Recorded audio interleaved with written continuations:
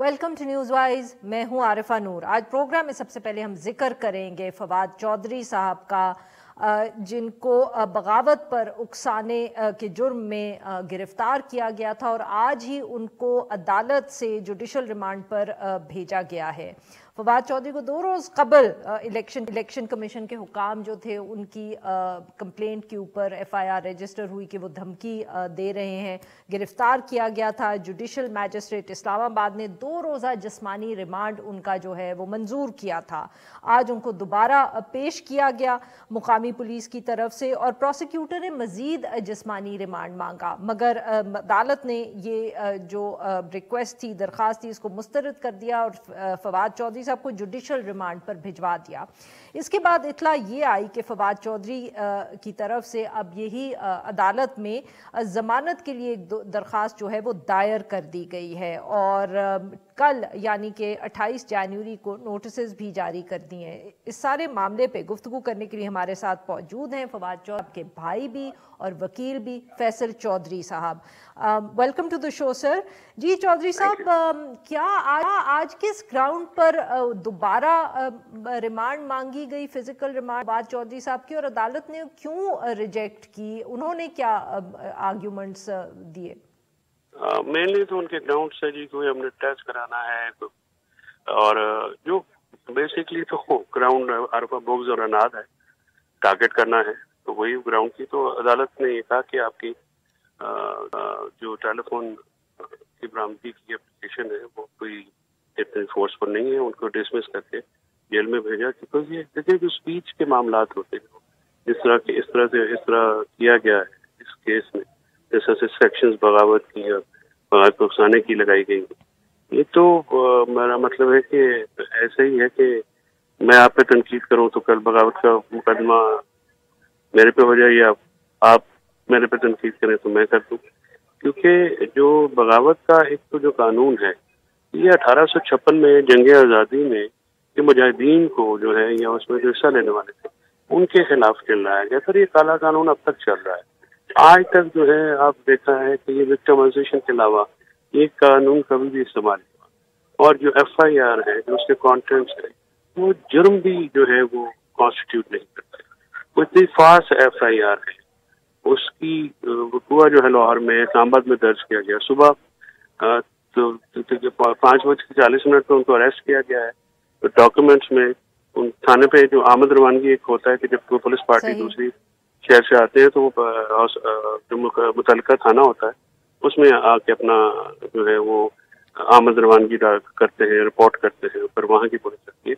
तो सुबह लाहौर पुलिस ने उनको अरेस्ट किया। इस्लामाबाद पुलिस तो वहाँ पे थी नहीं। इस्लामाबाद पुलिस की जो इस्लामाबाद से निकलने का जो रिकॉर्ड है और वहाँ पे पहुँचने का रिकॉर्ड है वो आई थिंक सुपरसोनिक है और वो सिर्फ इसकी हुकूमत के में हो सकता है, बाकी तो हिमली इम्पॉसिबल। सर अब आप आगे, कल आपने जमानत के लिए भी दायर कर दी है, सुना है कि उनको अडियाला जेल भी भिजवा दिया गया है। अब डू यू थिंक कि जब ये हियरिंग होगी, आर यू एक्सपेक्टिंग कि बेल हो जाएगी? बिकॉज ऑब्वियसली बहुत दबाव है इस वक्त, वकला बरादरी ने भी बहुत स्टैंड लिया है, सियासतदानों की तरफ से भी आवाज़ उठी है। सो आर यू एक्सपेक्टिंग कि इफ़ नथिंग एल्स ये जितना प्रेशर बिल्ड हुआ है कल बेल के चांसेस अच्छे हैं? अरफा, बुनियादी तौर पर प्रेशर क्यों बिल्ड हुआ है? इसलिए बिल्ड हुआ है कि पर्चा गलत है, ये दफात गलत है, ये तरीक़ाकार गलत है, जिस तरह से उनको अरेस्ट किया गया है वो इम्यूनिटीज की बेसिक इक़दार की जो है वो नफी है। जिस तरीके से बगैर शनाख्त जाहिर किए, बगैर वारंट दिखाए, बगैर पर्चा दिखाए उनको उठा के ले गए, फिर वहाँ पे CCTV में रखा, फिर जिस तरह से उनको मूव किया कपड़ा डाल के मुंह के ऊपर हथकड़ियाँ लगा के, ये सुप्रीम कोर्ट एडवोकेट है, बार के वो मेंबर हैं, सीनियर वकला में उनका शुमार होता है। इसी तरह बड़े सीनियर वो सियासतदान हैं। You expecting it? आप उनके भाई भी हैं, ऑब्वियसली आप यू आर वेरी क्लोज। आप लोगों को अंदाजा था कि इस तरह का कुछ होगा? आज जैसे फरूख हबीब साहब पे भी FIR कटवा दी गई है, असद उमर साहब भी इस तरह की गुफ्तगू करें, आप लोग एक्सपेक्ट तो कर रहे थे ये?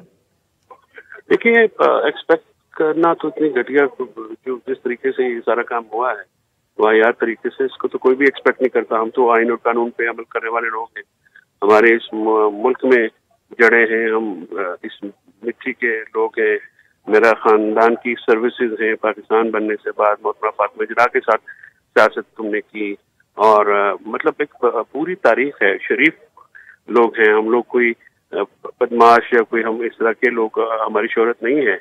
تو جس طرح سے کیا گیا ہے، میں لیگل فریٹرنیٹی اور خاص کر میڈیا کا، میں آپ لوگوں کا بہت مشکور ہوں جس طرح آپ سب نے یہ آواز اٹھائی، میری اپنی برادری وکلا برادری نے آواز اٹھائی. میں ان اپوزیشن کے جو سیاستدان ہیں ان کا بہت مشکور ہوں، جس طرح سے سینیٹر مشتاق صاحب نے، خاقان نواسی صاحب نے، مفتاح اسماعیل صاحب نے، صدق صاحب نے، دوسرے جتنے بھی احباب جن کے نام نہیں لے سکتا، سب کے جس طرح سے آئے. رضا ربانی صاحب کا مجھ سے کہ میں شکر گزار ہوں، اور خان صدیقی صاحب نے بھی سینٹ میں بات کی.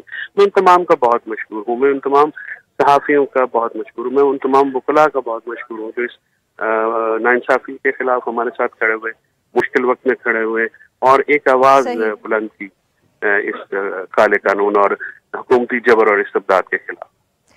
چودھری صاحب مگر ساتھ ساتھ جہاں اتنے لوگوں نے سپورٹ کیا، ایک تھوڑا سا بیچ میں وہ پرویز الہی صاحب والا واقعہ بھی ہو گیا. آج آپ لوگ کہہ رہے تھے، بیگم صاحبہ بھی فواد چودھری صاحب کی کوئی اس پہ بات کری تھی کہ غالباً فون آئے، بٹ آئی مین یہ پلیز اگر ہم آپ سے یہ بھی پوچھ سکیں کہ یہ کس قسم کی بحث آپ لوگوں میں ہوئی کہ پاکستان تحریک انصاف تو نہیں مگر اس کے الائز کو ڈیفینیٹلی یہ لگ رہا تھا کہ بھئی فواد چودھری صاحب نے عمران خان صاحب کو کنونس کیا کہ اسمبلیاں تحلیل کر دو، وہ نہ ہوتے تو شاید یہ ایکسٹریم قدم نہ اٹھایا جاتا. چودھری صاحب کا فون مجھے آیا تھا جی، میری بات ہوئی، انہوں نے بڑے پن کا مظاہرہ کیا، معذرت کی، تو میں نے کہا کہ آپ مجھے شرمندہ کر رہے ہیں، آپ کو معذرت کرنا کچھ ہو جاتی ہے غلطی، اس کو میں اگنور ہی کرنا چاہوں گا، ایک نامناسب صورتحال تھی تو وہ نہیں ہونا چاہیے تھا. انہوں نے مہربانی کی، فون کیا اور سب خاندان والوں سے بھی انہوں نے کہا. تو ہمارے ان کے ساتھ ایک درینہ تعلقات ہیں فیملی کے، ان کے والد جو ہے اور ان کے تایا جو ہے، ان کے میرے بزرگوں کے ساتھ جو ہے وہ پرانی ایک تعلق داری تھی. برحال وہ ایک میرے خیال میں وہ پنجاب اسمبلی کے بنیادی طور پہ میرے سے ان کی ملاقات ہوئی تھی ہفتہ بھر پہلے اسمبلی کی ریزولوشن سے پہلے. تو اس ملاقات میں بھی کافی 2-2.5 گھنٹے میں ان کے پاس رہا، تو انہوں نے یہ انسسٹ کیا کہ ہمیں نہیں توڑنی چاہیے یا اس کو کنٹینیو کروانا چاہیے. تو میں نے کہا جی یہ پولیٹیکل فیصلہ ہے، عمران خان صاحب سے آپ بات کر لیں تاکہ اس معاملے میں لیکن بعد میں انہی کی رضامندی سے دیکھیے 186 لوگ آئے اور ان سب نے، اس میں سے پرویز الہی صاحب سمیت 9 قافلی کے لوگ بھی تھے، کسی نے اعتراض نہیں. پولیٹیکل فیصلہ تھا، کسی ایک شخص کا یا کچھ لوگوں کا تو یہ فیصلہ نہیں ہے. ورنہ اگر کوئی ایسی بات ہوتی تو بہت سارے لوگ، جیسے نیشنل اسمبلی میں ہوا تھا، بٹ از اٹ کریکٹ سر کہ فواد چودھری صاحب was in favour of it from day one? مطلب کہ یہ ہم کہہ سکتے ہیں کہ فواد چودھری صاحب عمران خان صاحب کے ساتھ کھڑے تھے اور کہہ رہے تھے کہ یہ صحیح فیصلہ ہے. اجاز شاہ صاحب نے بھی جو ان کی بھی کورٹ میں گفتگو آئی، اس سے بھی یہ لگ رہا ہے کہ جیسے وہ بھی اس کے خلاف تھے. انہوں نے یہ نہیں کہا کہ فواد صاحب کے بارے میں کوئی بات کی، بٹ یہ آبویس تھا کہ وہ بھی پرویز الہی صاحب کی طرح سوچ رہے تھے کہ یہ قدم نہیں لینا چاہیے پاکستان تحریک انصاف. دیکھیے بہت ساری رائے ہوتی ہیں پولیٹیکل پارٹیز میں، کچھ فیور میں ہوتی ہیں. عمران خان صاحب کو اس فیور میں تھے اور پھر ساری پارٹی اس میں تھی. مثلاً اگر عمران خان صاحب کی فیور کی رائے سے خلاف ہوتا تو پھر 186 لوگ تو نہیں آتے نا، کچھ سارے کے جو ہے وہ کچھ ایبسٹین کر جاتے، جیسے ادھر ہوا تھا، یا ووٹ نہ دیتے یا کوئی اور اپنا کرتے. 4-5 لوگ جو ہے وہ نہیں آئے اس اسمبلی میں سے، لیکن متعلقہ لوگ آئے اور فواد صاحب کا عمران خان صاحب کے ساتھ ایک ریزالو ہے، وہ کھڑے رہے، آج بھی کھڑے ہیں، کل بھی کھڑے رہیں گے. ان کے کمٹمنٹ ہے ان کے ساتھ، پارٹی کے ساتھ، عمران خان صاحب کے ساتھ، تو وہ اپنی پارٹی کے ساتھ کھڑے رہیں گے. باقی پرویز الہی صاحب کی پولیٹیکل اوپینین اپنی ڈفرینٹ بالکل ضرور تھی اور رہی بھی تھی، لیکن آخر میں تو کنسنسس کے ساتھ ہوا ہے. اور جمہوریت میں الیکشنوں میں جانا یہ تو بالکل ایک اہم جمہوری قدم ہے. باقی حکومتیں آتی جاتی رہتی ہیں، بڑی بات تو یہ ہے کہ آئین اور جمہوریت کی بالادستی ہونی چاہیے اور آئین اور جمہوریت کی بات ہونی چاہیے. ویری کوئکلی چودھری صاحب، وقت بڑا کم ہے. I am asking a question as a lawyer, آپ کا کیا خیال ہے جو پاکستان تحریک انصاف کی پٹیشنز ہیں الیکشن ڈیٹ کے حوالے سے، محسن نقوی کے حوالے سے، آپ کو لگتا ہے کہ کوئی کامیابی مل سکتی ہے؟ इलेक्शन की डेट अनाउंस ना होना अरफा बड़ा सीरियस मामला है। ये आइन का जो आर्टिकल्स है उनको रिटेंडेंट किया गया है अभी तक गवर्नर साहबान की तरफ से, और उसकी तायद की गई है काबीना के लोगों की तरफ से। ये बहुत ही सीरियस मामला है और इसको आर्टिकल 6 में भी आपको देखना पड़ेगा, बिकॉज मैं कुछ ऐसी बात नहीं कर रहा, मैं प्योर लीगल बात कर रहा हूँ। आप आइन को हेल्ड एंड अबेंस करेंगे तो फिर उसके कॉन्सिक्वेंस होंगे। ये नहीं किया जा सकता। दुनिया में कॉन्स्टिट्यूशन के जरिए ही आगे बढ़ा जाता है। ये बात कहना कि जी 90 दिन में उन्होंने कहा है लेकिन हम नहीं करेंगे तो क्या हो जाएगा, उसके फिर कॉन्सिक्वेंस होंगे। ये एक इमरानी मुआहदा है रियासत और शहरियों के बीच में, और अगर ये मुआहदा टूटता है तो इसी मुआहदे में उसकी सजा भी है। तो जो इसमें मुलव्वस होगा ये उनको सोचना पड़ेगा। ये पाकिस्तान को बिल्कुल जंगल का कानून नहीं है कि जो कोई आ जाए फाते हो जाए रियासती सरबराह के साथ। ये जमहूरियत के साथ चलना है, आइन के तहत चलना है, कानून के तहत चलना है, और इस पर किसी का कोई कॉम्प्रोमाइज नहीं किया जा सकता। जो कॉम्प्रोमाइज करेगा वो तारीख में स्याह अल्फाज से याद किया। बहुत बहुत शुक्रिया चौधरी साहब, हमारे लिए वक्त निकाला। नाज़रीन, यहाँ पे लेंगे एक छोटा सा ब्रेक, और जब हम ब्रेक से वापस आएंगे तो हम बात करेंगे मईशत के हवाले से साबिक वज़ीर ख़जाना मिफ्ता इस्माइल साहब से। Stay with us. Welcome back. Programme के इस हिस्से में हम जिक्र करेंगे जो सियासी अदम इस्तेकाम है उसके साथ जो जुड़ी हुई गैर यकीनी एक मुआशी सूरत हाल है। कई दिनों के इंतज़ार, बहस, क़यास सराई के बाद बिला आखिर अब ये इत्तला आई है कि IMF जो है वो 31 जनवरी से पाकिस्तान उसका वफ्द पहुंचेगा और मुज़ाकरात होंगे पाकिस्तान की हुकूमत के साथ। जो एलामिया सामने आया है उसके मुताबिक ये वफ्द जो है ये 9 जनवरी तक पाकिस्तान में रहेगा और पाकिस्तानी हुक्काम के साथ जो 9th रिव्यू है उसके मुज़ाकरात करेगा। ये मुज़ाकरात अब एक ऐसे वक्त में हो रहे हैं जब पाकिस्तान जो है शदीद मुआशी दबाव का सामना है मुल्क को, और 19 जनवरी को पाकिस्तान की तरफ से IMF को ये कहा गया था कि वो जो हुकूमत है वो IMF की तमाम शराइत मानने के लिए तैयार है। मगर पिछले 2 दिनों से ही फाइनली जो कहते हैं ना कि द लिटमस टेस्ट जो था वो डॉलर की कीमत था उस पे फ़र्क पड़ा है, तो ये IMF की तरफ से रजामंदी का इजहार किया गया है। 2 दिनों में डॉलर की जो कीमत है वो उसमें तकरीबन 10% की कमी देखने में आई है, और कहा यह जा रहा है कि जो फॉरेक्स डीलर्स थे उन्होंने ये फ़ैसला किया कि डॉलर से कैप हटाया जाए। वज़ीर ख़जाना इसहाक़ डार साहब जो पिछले दिनों में हम कह सकते हैं कुछ खामोश थे, वो अब ये कह रहे हैं कि पाकिस्तान की जो तरक्की और खुशहाली है वो अल्लाह की ज़िम्मेदारी है, और वज़ीर आज़म शहबाज शरीफ की निगरानी में जो माशी टीम है वो दिन रात काम कर रही है। मगर अब जो वो पहले गुफ्तगू किया करते थे कि ख़राब माशी सूरत हाल है और जो डॉलर है जिसको वो समझते थे कि वो जब वापस आएंगे तो वो 200 से नीचे आ जाएगा, और आज वो जब 260 से भी ऊपर ट्रेंड कर रहा है, तो इन सारे इश्यूज़ पर उन्होंने आज कोई बात नहीं की। इसके साथ साथ ऑब्वियसली तनकीद पाकिस्तान तहरीक इंसाफ की तरफ से तो हो ही रही है, मगर साथ में कुछ आवाज़ आ रही है।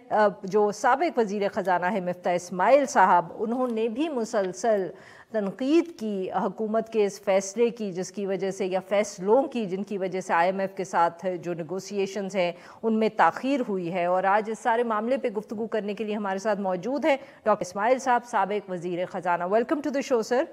जी डॉक्टर साहब, बहुत सी गुफ्तगू है, बात माजी की भी बात करेंगे, बट सर अब एक तरफ डॉलर की कीमत में जो हमें नज़र आ रही है उतार, तो हम क्या कहें चढ़ाव ही नज़र आ रहा है, मगर साथ में जो IMF का वफ्द आ रहा है, सर कुछ लोग ये भी कह रहे हैं कि वो एक this is a very long trip, के अमूमन इतने 9-1 दिन का ट्रिप होता नहीं है। आप भी इसको सर ऐसे देखेंगे कि this is an unusually long trip, and if so आपके ख्याल में क्या वजह है इतना लंबा स्टे की पाकिस्तान में?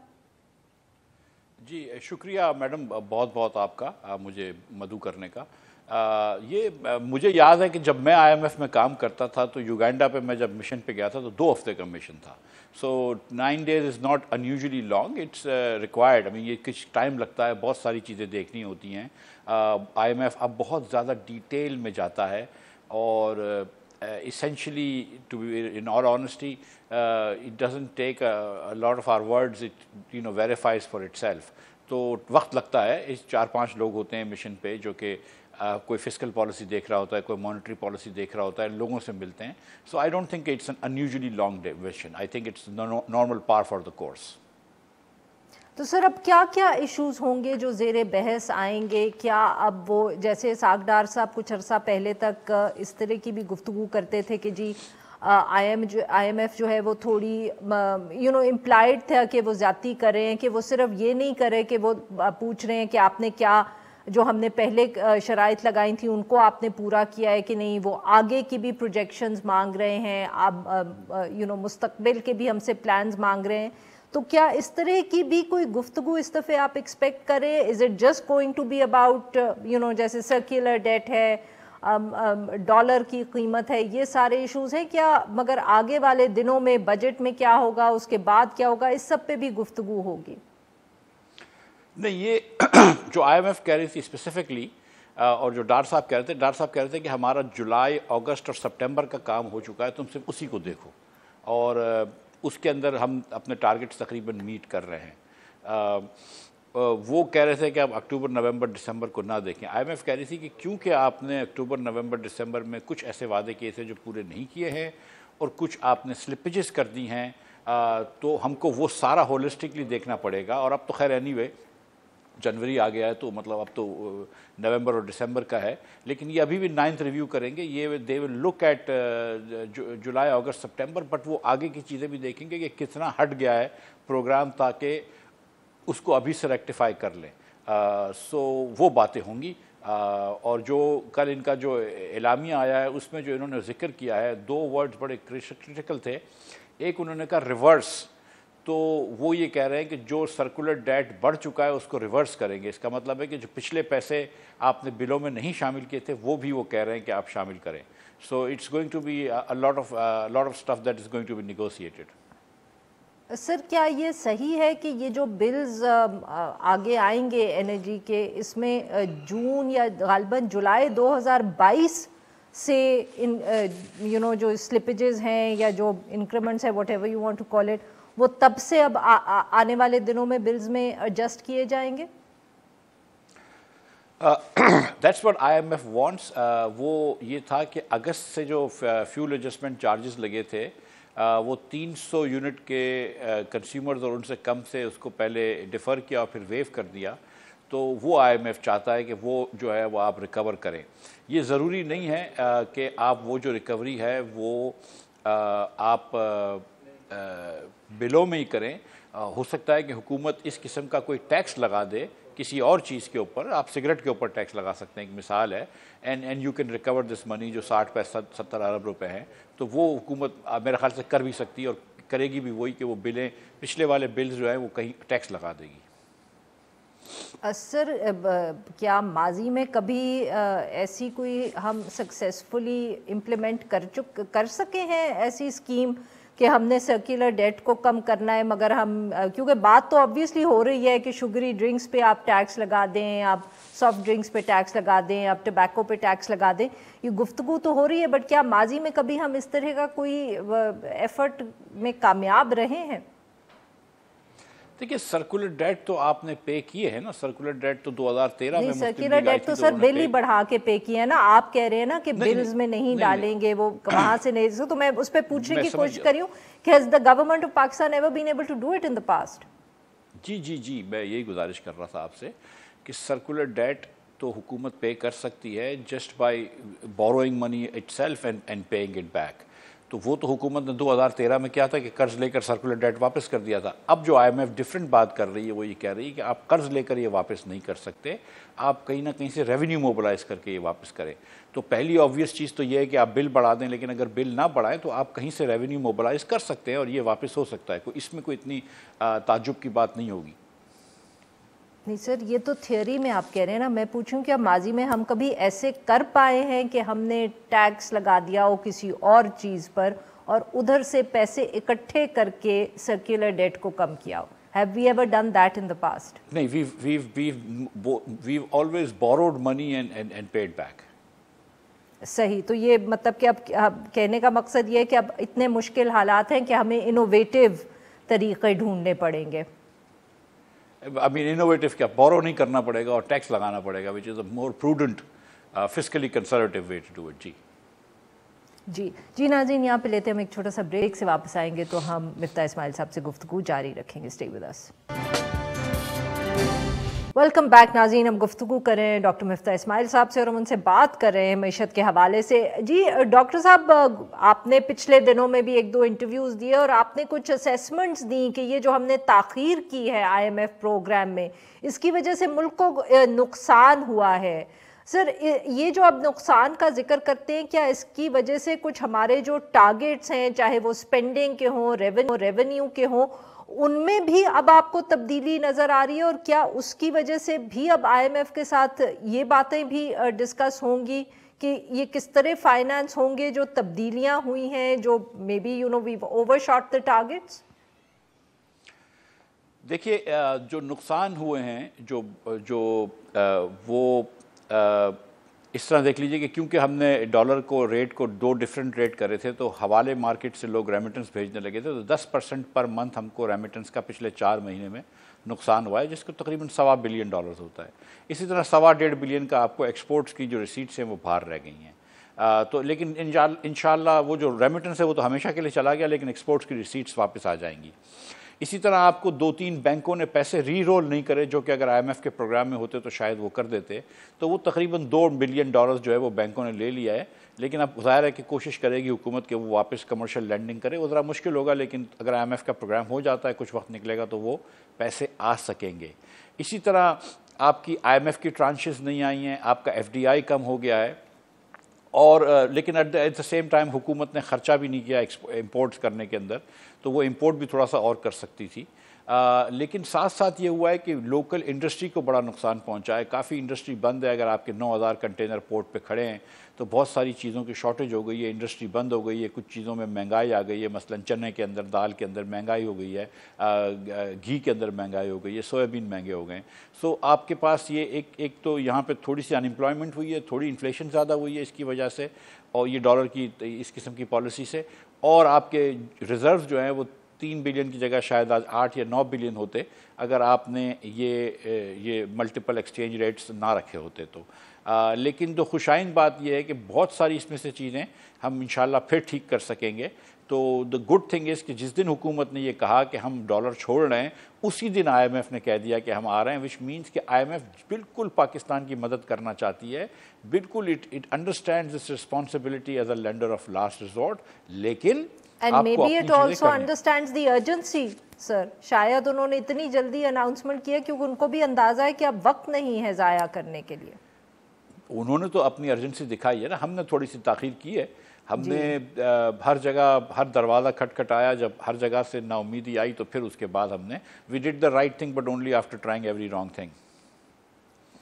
अब मिफ्ता साहब, सर ये बताइए, ऑब्वियसली जब आप लोग हुकूमत में आए थे और आपने IMF से मुज़ाकरात किए थे, तो आपने उनसे रिक्वेस्ट की थी, जो गालिबन वो माने थे कि 1 साल उन्होंने एक्सटेंड कर दिया था IMF का प्रोग्राम। पर सर अब कुछ लोग ये भी गुफ्तगू कर रहे हैं कि ये जैसे ही प्रोग्राम ख़त्म होगा, पाकिस्तान को इमीडिएटली एक नए IMF प्रोग्राम में जाना पड़ेगा। जी, मुझे यकीन है इस बात का, और मैं समझता हूँ कि बिफोर ये प्रोग्राम ख़त्म हो, अभी तो ये पहले रिवाइव कर लें, जल्दी से रिवाइव कर लें। 1 साल हमने बढ़ा के $1 बिलियन भी बढ़वाए थे, बिलियन SDR, $1.25 बिलियन जी। जैसे ये प्रोग्राम, मतलब ये आई थिंक 1 या 2 रिव्यू, 9th और 10th रिव्यू कर लें, तो इनको ऑलरेडी ये बात डाल देनी चाहिए, IMF से जिक्र कर देना चाहिए कि हमको एक नया फैसिलिटी चाहिए और हमको 3 साल का एक प्रोग्राम लेना वापस IMF से नागुज़ीर है, बिल्कुल। And when do you think, sir, we'll have to sort of start the negotiations for that? आप मतलब कि कोई आप हमें टाइमलाइन दे सकते हैं? Because क्या गर्मियों में ही, बजट से पहले, बजट के बाद, अंदाज़न आपके ख्याल में कब तक हुकूमत जो है वो नए प्रोग्राम के लिए नेगोशिएट करना शुरू कर देगी? अब इसमें थोड़ी सी कॉम्प्लिकेशन है, क्योंकि एक तो ये बजट से पहले तो नहीं होगा, बजट देख के ही IMF आपको प्रोग्राम देगा। लेकिन अगर हम बजट से पहले IMF से बातें करना शुरू कर दें तो प्रोग्राम को उस पैरामीटर्स, बजट को उस पैरामीटर्स में रखें जिस पैरामीटर्स में IMF का प्रोग्राम होगा, तो ये थोड़ी सी जुज़वी बातें होंगी। फिर आपका क्योंकि अगस्त के अंदर असेंबली की टर्म ख़त्म हो रही है, तो अगस्त से अक्टूबर तक आपका کیئر ٹیکر ایکسپیکٹڈ ہے, وہ کیئر ٹیکر سے وہ کتنی بات کرتے ہیں whether it's able to do the program اور not, but most likely caretaker جو ہے اس کو فائنل شیپ تک لے جائے گا, اور پھر جب نئی حکومت آتی ہے اکتوبر میں تو وہ میرے خیال سے فل فور اس کو اکتوبر میں ہی سائن کر لے یا نومبر میں سائن کر لے گی. سر ماضی میں ایسے بھی ہوتا رہا ہے کہ جو اب جب الیکشن کا سال ہوتا ہے تو دی آؤٹ گوئنگ گورنمنٹ وہ ڈیلے کر دیتے ہیں اس فیصلے کو, اور جیسے ہی نئی حکومت آتی ہے وہ امیڈیٹلی IMF کو کانٹیکٹ کرتی ہے. 2013 میں بھی ایسے ہوا, 2018 میں بھی ہوا, 2008 میں بھی ایسا ہوا, مگر آپ کہہ رہے ہیں کہ اس مرتبہ یہ لگژری بھی نہیں ہوگی. اگر الیکشنز اگست میں ہیں تو the current government will have to start the negotiations before the elections. I think so, مطلب آئی تھنک کہ جو بجٹ آنا چاہیے وہ اس پیرامیٹر میں آنا چاہیے. اگر نہیں آتا اس بجٹ اس پیرامیٹر میں تو نئی حکومت آئے گی, اس کا اولین کام جو ہے وہ بہت سنگین منی بجٹ لے کے آنا ہوگا. اور یہ 2021 میں جب حفیظ شیخ صاحب کو ہٹایا تھا اور شوکت ترین صاحب کو لائے تھے تو اس وقت بھی شوکت ترین نے بھی بیسکلی IMF کو ہٹا دیا تھا اور ایکسپینشنری بجٹ دے دیا تھا. آپ ان چند اینالسٹ میں تھیں آئی شوڈ نوٹ جو کہہ رہی تھی کہ یہ شوکت صاحب غلطی کر رہے ہیں, اور یہ virus everybody clapping about Shaukat doing an expansionary budget. اور اس کے بعد پھر آپ نے دیکھا کہ نومبر میں شوکت صاحب کو بھی واپس جانا پڑا, لیکن پھر عمران خان صاحب نے فروری میں وہ توڑ دیا ایگریمنٹ. تو جب ہم آئے تو ہمارے پاس کوئی چوائس ہی نہیں تھی بٹ ٹو ڈو دس. سو اب جس سچویشن میں پاکستان ہے, جتنا ہم قرض لے چکے ہیں, جتنا ہمارے اوپر قرض ہے, جتنے ہم کو پیسے واپس کرنے ہیں, we don't really have the luxury of spending in the last year of the government like there is no tomorrow. صحیح. اچھا سر, ایک اور بھی یہاں ایشو ہے, اور وہ یہ ہے کہ اسٹیٹ بینک کی جو انڈیپینڈنس ہے, اس پہ پاکستان تحریک انصاف نے ایک قانون پاس کیا. وہ جب قانون پاس ہوا تھا آپ لوگوں نے بہت شور مچایا تھا اور کہا تھا کہ جب ہم پاور میں آئیں گے تو اس قانون کو ہم, اس کی کچھ چیزیں ایسی ہیں جس میں آپ نے کہا تھا ریورس کریں گے. وہ ہوئی تو نہیں, پر سر یہ جو پچھلے دنوں میں آپ کی حکومت کا ہی اگر ہم ذکر کر لیں, یہ لگتا تو نہیں ہے کہ اس قانون کا کوئی خاص فرق پڑا ہے. جب حکومت چاہ رہی تھی تو ڈالر کا ریٹ جو تھا وہ اسی طرح پیک تھا جیسے آپ کی ماضی کی ایک حکومت میں رہا ہے, اور جس دن حکومت نے فیصلہ کیا کہ اب IMF سے بات کرنی بہت ضروری ہے تو وہ جو سب نے فیصلہ کر لیا, مارکیٹ وہ جو اسٹاک ایکسچینج ہے اور فوریکس کمپنیز ہیں ان سب نے کہا کہ جی نہیں یہ ہم جو پیگ ہے اس کو ختم کر دیں گے. So really what we are seeing is that the legislation had no impact on the central bank. I think legislation has an impact, اور رضا باکر جو تھے وہ کافی انڈیپینڈنٹ لائن لیتے تھے دونوں, ان سے بھی, حفیظ صاحب سے بھی اور شوکت ترین صاحب سے بھی. تو پھر پاکستان تحریک انصاف کی حکومت کی پھر وہ جنراسٹی تھی ہم کہیں. میڈم میرا اگر جواب آپ پورا سن لیتی. پھر اس کے بعد جب رضا باکر اور میں بھی کام کر رہے تھے تو Raza was taking care of it, Murtaza Syed بھی ٹیکنگ کیئر آف اٹ اپنی کرتے تھے.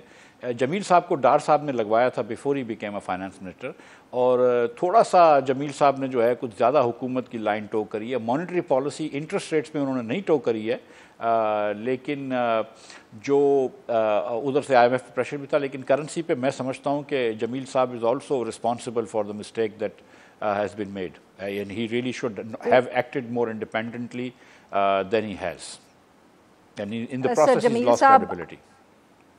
آپ فائنانس منسٹر تھے جب جمیل صاحب بنے. جی جی. and you were basically, آپ یا کیا یہ کہیں گے کہ یہ شاید آپ سے کنسلٹ نہیں کیا گیا یا آپ کی مرضی سے یہ اپوائنٹمنٹ نہیں ہوئی؟ یہ بالکل یہ بات صحیح ہے, لیکن آئی واز ہیپی ود جمیل صاحب. جمیل صاحب میں کوئی خرابی نہیں ہے, اچھے آدمی ہیں, لیکن میں یہ سمجھ رہا ہوں کہ جب ڈار صاحب آئے تو وہ تھوڑا انڈر پریشر آ گئے جمیل صاحب ان کی باتوں سے, اور طارق باجوہ صاحب شاید. تو سر پھر وہی تو بات ہے نا کہ پھر لیجسلیشن تو کافی نہیں ہے کہ فائنانس منسٹر اگر سپیس دے تو ہی بینک جو ہے انڈیپینڈنٹلی آپریٹ کرتا ہے. فائنانس منسٹر نہ سپیس دے تو بینک آپریٹ نہیں کر رہا. نہیں, لیکن میری گزارش یہ ہے کہ گورنر صاحب بھی اپنی اسپیس لے سکتے ہیں. میری یہ کوشش تھی کہنے کی کہ فائنانس منسٹر کو بھی اسپیس دینی چاہیے لیکن گورنر صاحب کو بھی اسپیس لینی چاہیے. تو اس میں آئی تھنک کہ صرف آپ اگر مطلب یہ ایک I think it was a failure in both the ministry and the state bank. جی ناظرین, یہاں پہ لیتے ہیں ایک چھوٹا سا بریک, اور جو ہم بریک سے واپس آئیں گے ہم مفتاح اسماعیل صاحب سے گفتگو جاری رکھیں گے. Stay with us. नाज़रीन, हम गुफ्तगू कर रहे हैं मिफ्ता इस्माइल साहब से और हम उनसे बात कर रहे हैं मईशत के हवाले से।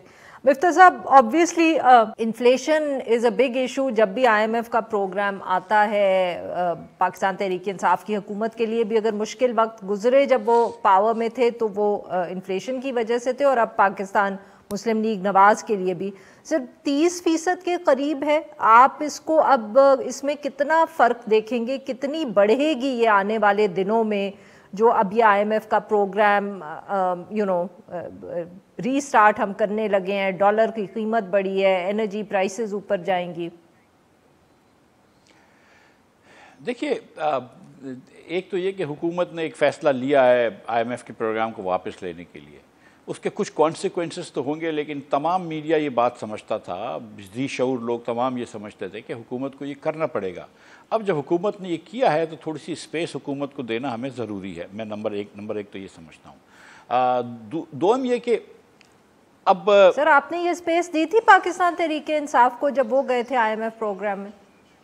मीडिया ने तो बिल्कुल दी थी ना। मैं ये नहीं कह रहा हूँ कि PTI हमें दी थी, आपने दी थी सर? नहीं, मैं ये नहीं कह रहा हूँ कि PTI हमको स्पेस दे। मैं तो मीडिया से गुजारिश कर रहा हूँ, और कि मीडिया से तो गुजारिश कर सकते हैं। मीडिया ने तो बड़ी स्पेस दी थी ना PTI को। दूसरी गुजारिश मेरी ये है मैडम कि just think about the circumstances कि पाकिस्तान में फ्लड्स हुए, सिंध में कपास ख़त्म हो गई, सिंध में चावल की आधी वो चले गई काश्त, हमारा प्याज टमाटर वगैरह कम हो गए। उसके बाद आपको यूक्रेन और रशिया की जंग का जो ब्रंट है वो शहबाज शरीफ की हुकूमत को उठाना पड़ रहा है। गैस महंगी हो गई, बिजली पेट्रोल महंगा हो गया, फिर से आजकल ब्रंट महंगा हो रहा है। एक इसके अलावा जो दुनिया में एक वो था सर, ये तो सर हम जानते हैं कि ये सारे मिटिगेटिंग सर्कमस्टांसेस है, बट वेरी क्विकली सर, वक्त बड़ा कम है, क्या आप कितना बढ़ता हुआ देख रहे हैं इन्फ्लेशन को? मैडम, मेरे पास कोई इकोनोमेट्रिक मॉडल नहीं है जिसके तहत मैं ये कह सकता हूँ। मुझे इतना पता है कि हफीज़ पाशा साहब कहते हैं कि 30% तक हो जाएगा अगर IMF से डील हो गई, लेकिन 50-60% हो जाएगा अगर खुदा न खास्ता डील ना हुई। सर, ये बताएं कि आज या कल के फैसले के बाद डू यू फील विंडिकेटेड जहां आपकी जमात का ताल्लुक है, क्योंकि ऑब्वियसली आपको गालिबन इन इश्यूज़ पे रिप्लेस किया गया था? मैडम, जो मैं बात कर रहा हूँ जी, जो मैं बात कर रहा हूँ वही बात हफीज़ शेख भी करते हैं, वही बात हफीज़ पाशा भी करते हैं, वही बात रज़ा बाकर भी करते हैं, वही बात मुर्तज़ा सैयद भी करते हैं।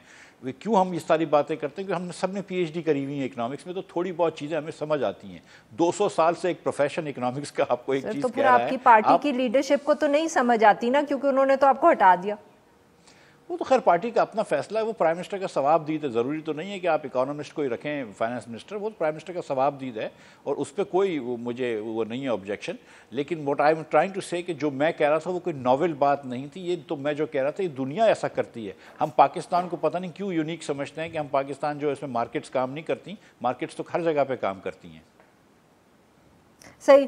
अच्छा सर, ये बताएं कि आजकल बहुत जिक्र हो रहा है कि गालिबन पाकिस्तान मुस्लिम लीग नवाज़ ये सोच रही है कि आपको जमात से निकाल दिया जाए या शो कॉज नोटिस दिया जाए।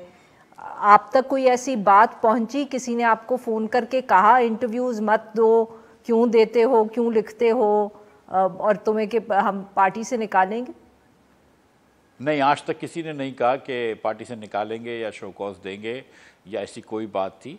ऐसा कुछ नहीं। शुरू में बहुत इब्तिदा में जब मैंने एक मरतबा कहा था कि जब टैक्स नहीं लगाया था तो मैंने कहा दिस वाज रेकलेस, तो मुझे प्राइम मिनिस्टर साहब ने फ़ोन करके कहा था कि यार थोड़ा सा पार्टी का ख्याल रख, ऐसा ना कर। और मैंने उनसे कहा था कि नहीं करूँगा। और फिर एक आर्टिकल लिखा तो फिर प्राइम मिनिस्टर साहब ने मुझे फ़ोन किया, तो मैं कहा सर आप पूरा आर्टिकल पढ़ लीजिए, उसके अंदर मैंने कहीं पार्टी की पॉलिसी की बुराई नहीं करी। और मैंने प्राइम मिनिस्टर को अपना ये वर्ड दिया था कि I never speak badly of him और प्राइम मिनिस्टर साहब या मियाँ नवाज शरीफ या मरियम, और मैंने कभी भी नहीं किया है। और लेकिन जब जो टू द एक्सटेंट कि मेरी कॉम्पिटेंस पे आवाज़ उठाई गई है, टू द एक्सटेंट कि मेरी एबिलिटीज़ पे आवाज़ उठाई गई है, सो आई थिंक कि हमारी party is big enough to understand कि Miftah has the right to respond, और मैंने वो किया है। सही। तो सर, ये जो आप लोग आजकल री इमेजिनिंग पाकिस्तान के सेमिनार्स कर रहे हैं, क्या आप अब कोई अपना नया एक एफर्ट तैयार करें? बहुत से लोग समझ रहे हैं कि गालिबन आप लोगों को लॉन्च किया जा रहा है, इस्टेब्लिशमेंट एक नई पार्टी चाहती है, اینڈ آپ تینوں کو اس کا چہرہ بنایا گیا. دیکھیں آپ سر آپ کے بارے میں تو یہاں تک کہا گیا کہ آپ کو تو عباسی صاحب کا فائنانس منسٹر جنرل باجوہ نے بنوایا تھا. میڈم جو لوگ مجھ کو اور عباسی صاحب کو جانتے ہیں اور ہماری ریلیشن شپ جانتے ہیں ان کو یہ پتہ ہے کہ عباسی صاحب کو کسی کو کہنے کی ضرورت نہیں ہے کہ مفتاح کو فائنانس منسٹر بنا. وہ بہت مرتبہ ٹی وی پہ کہہ چکے ہیں کہ Miftah is the right man to run the finances of this country.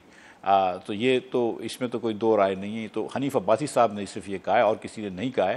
اور حنیف عباسی صاحب کے بارے میں اب میں مزید کچھ نہیں کہوں گا, لیکن اتنا کہ دیکھیں ہماری جو یہ ایفرٹ ہے یہ پولیٹیکل ایفرٹ ہے لیکن نان پارٹیزن ایفرٹ ہے یا ملٹائی پارٹیزن ایفرٹ ہے. ہم تمام پارٹیز کے لوگوں کو لے کر آ کے ایک جگہ پہ ایک ایجنڈے پہ لانا چاہ رہے ہیں کہ کچھ چیزیں اس ملک میں کرنا ضروری ہیں. مثال کے طور پر پرائیویٹائزیشن کرنا ضروری ہے. مثال کے طور پہ آپ کے آدھے بچے اسکول میں جو جا سکتے ہیں وہ اسکول میں نہیں ہیں, ان کو اسکول میں ڈالنا ضروری ہے.